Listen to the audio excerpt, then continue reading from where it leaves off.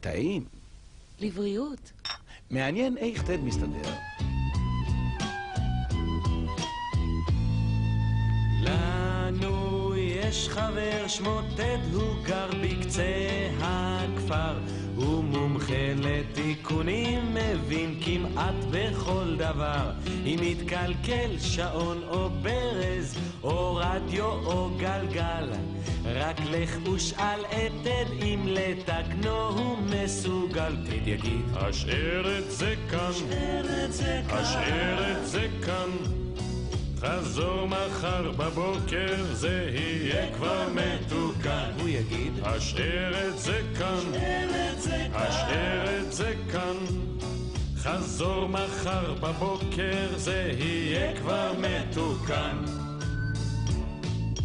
כל האנשים יודעים שתד בחור הגון, הוא יתקן תמיד את כל מה שטעון תיקון, חלון או דלת או שולחן או טרקטור או מחל, רק לך ושאל את תד אם לתקן זאת הוא יוכל. תד יגיד השאר את זה כאן, השאר את זה כאן, חזור מחר בבוקר זה יהיה כבר מתוקן. הוא יגיד השאר את זה כאן, השאר את זה כאן, חזור מחר בבוקר זה יהיה כבר מתוקן. תד יגיד השאר את זה כאן, השאר את זה כאן, חזור מחר בבוקר זה יהיה כבר מתוקן.